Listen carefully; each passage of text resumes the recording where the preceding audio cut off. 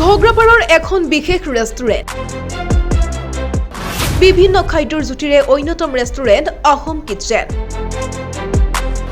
জুবিন গাৰ্গৰ লগতে ভিআইপি ভিভিআইপিও লৈছে এই বিশেষ ৰেষ্টুৰেণ্টত খাদ্যৰ জুতি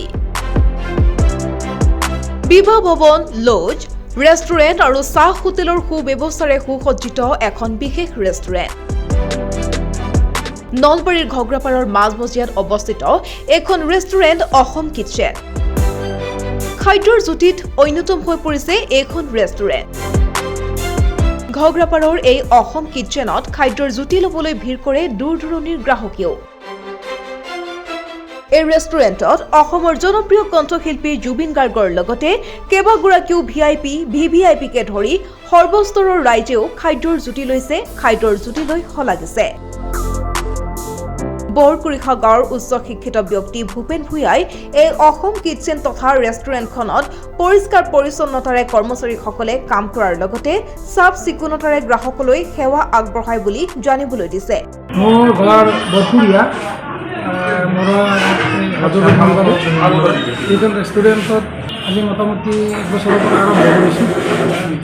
আৰু ৰাইজৰ বিপুল সঁহাৰিও পাইছোঁ আমি উৎকৃষ্টমানৰ মিঠাই নিজে তৈয়াৰ কৰি ৰাইজক দিবলৈ আমি চেষ্টা কৰিছোঁ আৰু ৰাইজেও আমাক বিপুল সঁহাৰি দিছে আমি ভৱিষ্যতে আমি আগুৱাই যাম বুলি ৰাইজৰ সঁহাৰিত আমি আগুৱাই যাম বুলি ভাবিছোঁ তো বৰ্তমান ভালে চলি আছে খুব ভালে আৰু যোৱাকালি আমাৰ জুবিন দাও আহিছিলে আমাৰ হোটেলত তেখেতো আহি অলপ সময় আছে আহি সম্বৰ্ধনা কৰিছোঁ তেখেতক গল্লা ৰসগোল্লা ডাঙৰ সৰু 2-3টা হেৰিত বনাওঁ আমি লালমোহন তাৰপিছত আপোনাৰ গুড়ৰ মিঠাইবিলাক বনাওঁ খেজুৰ গুড়ৰ তাৰপিছত আৰু কালাকন এনেকুৱা ধৰণৰ ৰসমলাই লগতে আমাৰ দৈ মিঠা দৈ টেঙা দৈ তাৰপিছত আমাৰ গাখীৰ পুৰবী গাখীৰ এইবিলাকো বিক্ৰী কৰোঁ আৰু বহুত ধৰণৰ মিঠাই আছে আমি গজা খুৰমা আৰু আমাৰ ইয়াৰ আটাইতকৈ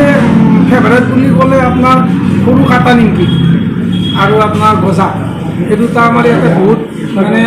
বহুত মানে আমি ডেইলি 2-3বাৰ কৰি বনাওঁ লগতে চিংৰা কচুৰি এইবিলাকো থাকে আমি ৰাইজক আহ্বান জনাইছোঁ আপোনালোক আহক আমাৰ অসম কিটচেনলৈ ৰেষ্টুৰেণ্টলৈ আহক একাপ চাহ খাওক জুতি লওক ভাল লাগিছে নে বেয়া লাগিছে তেখেতসকলে আমাক কমেণ্ট কৰি কওক ইফালে স্বত্বাধিকাৰী বৰ্ণালী কলিতায়ো ঘগ্ৰাপাৰস্থিত এই অসম কিটচেনত সকলো সুব্যৱস্থা আছে বুলি কৰিলে মন্তব্য তাকে মানে কি এইখিনিত সেনেকুৱা আমি মানে চাইছিলোঁ বহুত দিনৰ পৰা সেনেকুৱা ইয়াত এনেকুৱা সুবিধা নাই আৰু ভাল ৰেষ্টুৰেণ্ট এখনতো বিচাৰে এনেকুৱা টাইপৰ অলপ হাইজেনিক টাইপৰ বহুতে সেনেকুৱা বিচাৰে আমি মানে বহুত দিনৰ পৰা চাইছিলোঁ যে এনেকুৱা মানে সুবিধা নাই গতিকে আমি সেইখিনি চেষ্টা কৰিছোঁ অকণমান মানুহখিনি যাতে ভাল পায় যিখিনি পাৰোঁ চব ফালৰ পৰা চেষ্টা কৰিছোঁ সকলোকে অসম কিটচেনলৈ আহিবলৈ আহ্বান জনাইছোঁ ব্যুৰো ৰিপৰ্ট প্ৰতিবিম্ব লাইভ।